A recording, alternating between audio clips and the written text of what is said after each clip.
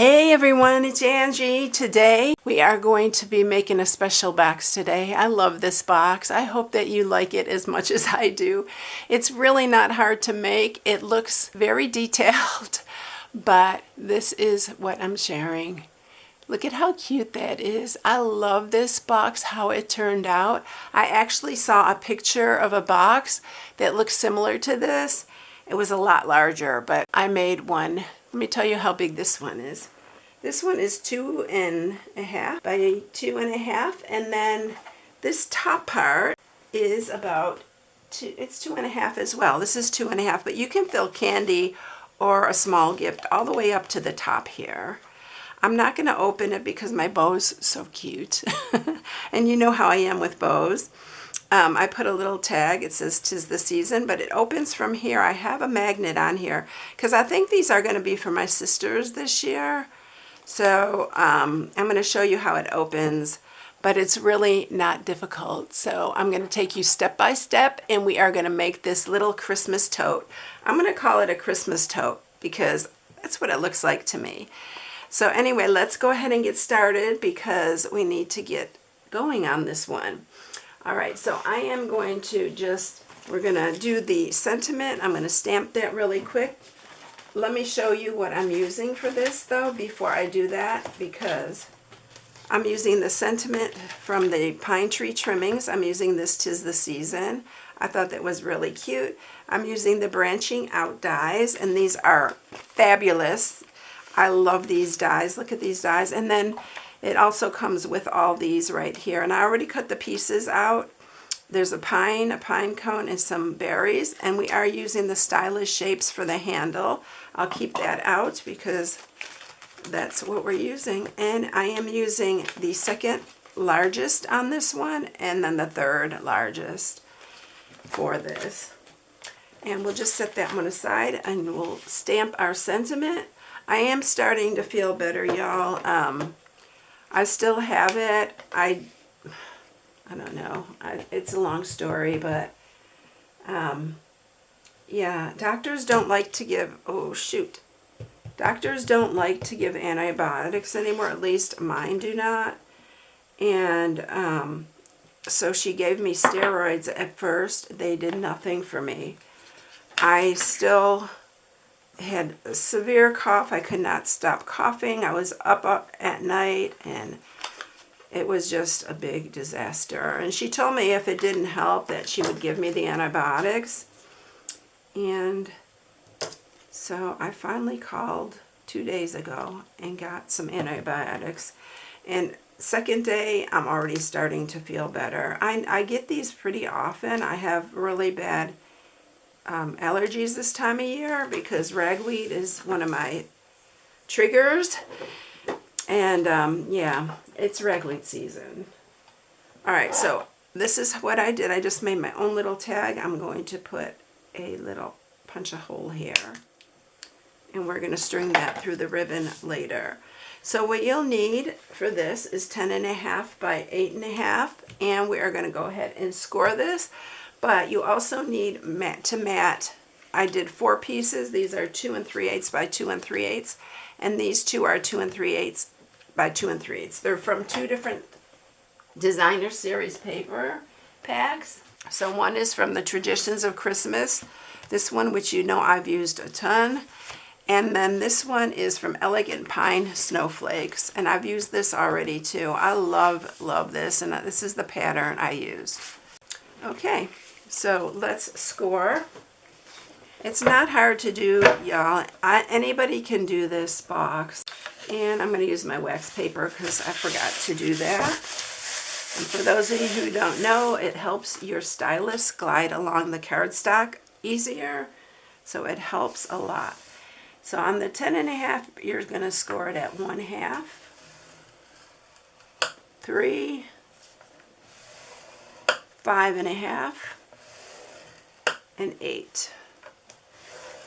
And you're going to turn it, and you are going to score it at 1.5, 4, and 6.5. There is an inspiration sheet on my blog. For those of you who are new, please subscribe. but there is inspiration sheet with all the measurements on it here. All right, so first thing we're going to do is we are going to cut, this is the 1/2 inch side here, we're going to cut this part off. This is going to be our glue tab. You're not going to cut that one, you're going to cut this top one here. And one end is shorter than the other. This end is shorter, this is going to be our top.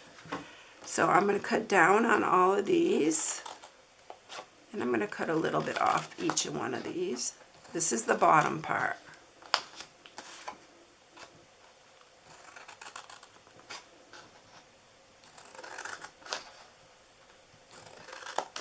We're going to do a little bit of hand scoring on this.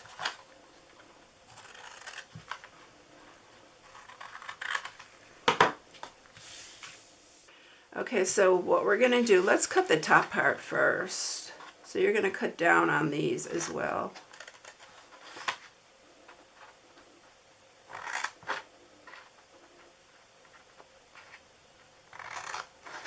All right, so we need to cut 2 of these off.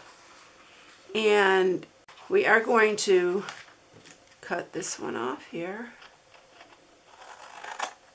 And we're going to cut this one off here. And these 2 are going to be for our handles. It'd be best if you did this on your trimmer, you can get it really straight. I'm going to try to do that with my scissors here. Yeah, that's not too bad. All right, so we're going to hand score before we cut the handles on here. So you do need a ruler and a pencil, and you are going to score on this part right here. And it is 2.5 inches, so you're going to mark it at 1 1/4. And you're going to mark this one at 1 1/4. And then we're going to score down to the next score mark. So from that point to the next score mark. I did this, I think, on the last box I made. I think last Sunday I used this same technique. I use this a lot because I love that look. And then we're going to do this to this corner here. And then this one to here. So it's just this middle one right here that's going to be done. This is how it folds on the inside.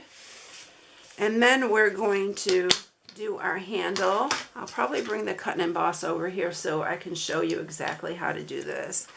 Now you're going to set this down here. We're going to do partial cutting. And with the tape on here, I can't really see exactly where I'm placing it. But you want to make sure, I did a good job here. You want to make sure this amount of the die shows on both sides so it's even. All right, I'm going to bring the cut and emboss over here. And we're going to cut the handle. So I am going to fold this over. And you can tuck this under or tuck it back one way or the other, so it's not really in the way. And then you're going to line this up. This is partial cutting. You're going to line it up to that score mark that we made. You can also line it up with this part, but you want it to be almost exactly on that score mark. I'm just making sure. You want to hold it down, kind of push till it catches, and then run it through. This box is so worth the extra effort, y'all. It's such a cute box. And it's fancy to me. Alright, so there's our handle there. Now I want to do it on this side because you want your stitching to be the same on both sides. So just flip it over. And you want to line this up again. Let me line it up off here. And you want to use the same side to line it up. See if I did good on this side. Yeah, pretty good. And then you want to stick this in here again and line it up with that score mark. Hold that down, push it until it catches, and then run it through.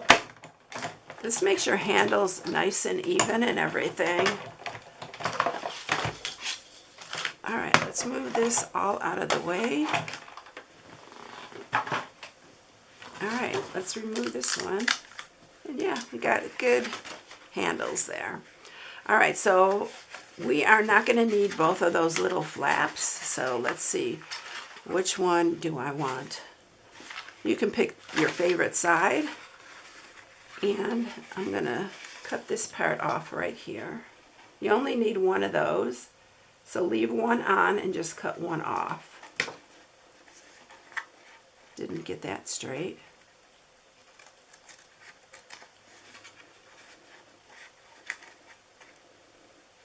It's a good idea to use your trimmer on this part if you want it to get straight. I still didn't get it straight. These little scissors are probably better. There we go. Yeah, try your little scissors. Those big things don't want to get in there. All right, let's sharpen all these score marks. So these are going to go in like that. Just get in there and score those. Sharpen them all up.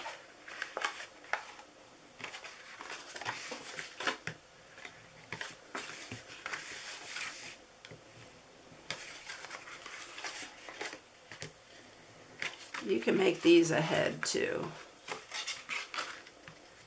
All right, I am going to put some adhesive right here.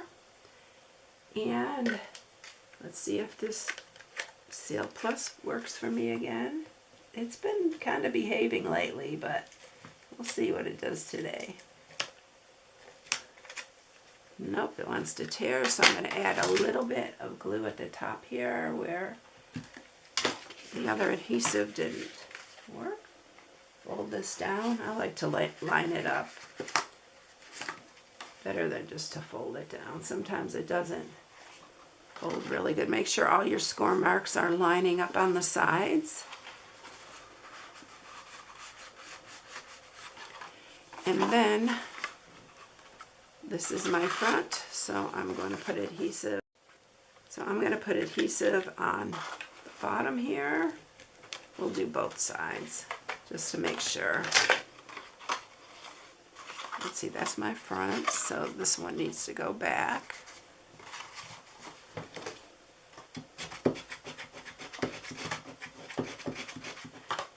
And this is going to fold like this. This piece is going to flip down like that. We're going to put a magnet on there, but we're going to mat it first. And that's how it opens, like almost like a little purse. That's why I guess I call it a tote. So let's mat this first. So we'll mat the top part. This paper is so pretty on both sides. I'm tending to use the other side more though, but so this is going to go on here. These are the top pieces. And I did mat both back and front on this.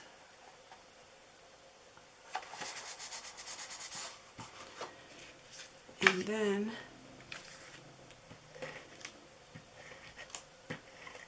we're going to mat all the bottom pieces here.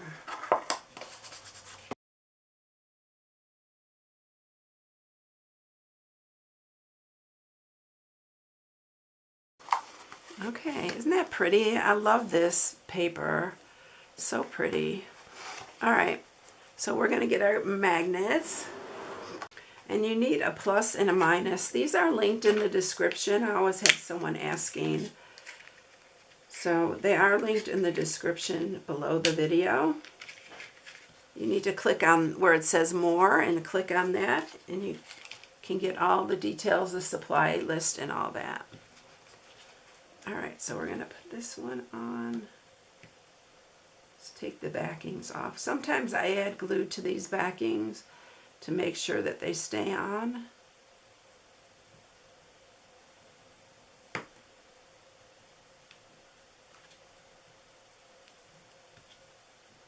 And we're going to put one right here.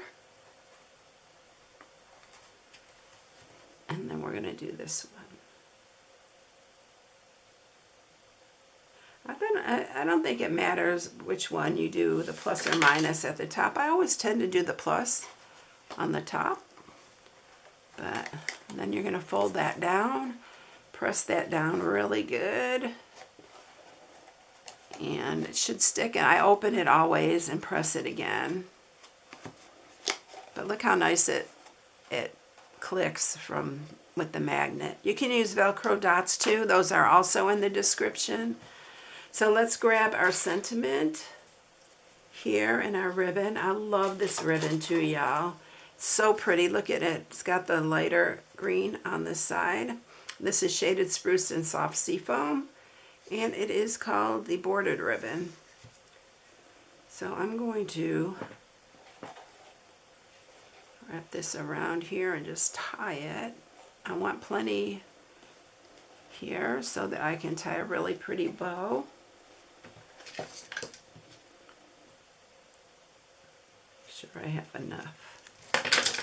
And then this is going to go on here. I'm going to add the greenery after I tie the bow. I have to lay this down and do it this way.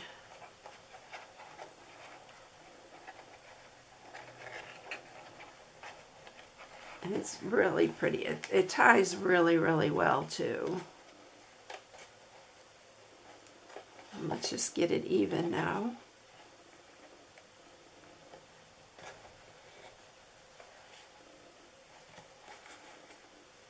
And I'm going to trim this side.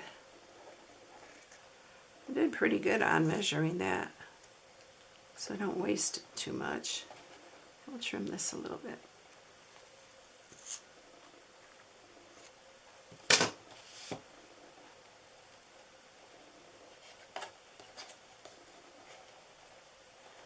But look what a pretty bow that is.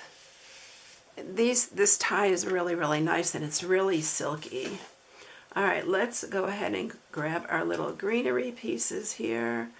I'm going to grab these little pine needles. I'm cutting them off here. And we're going to use some wet glue.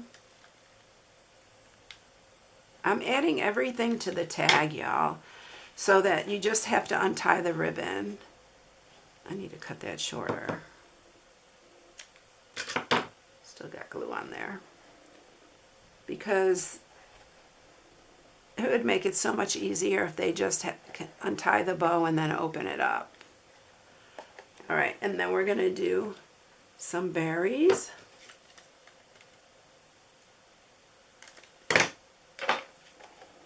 Here. And then I just added the tiny pine cone at the top.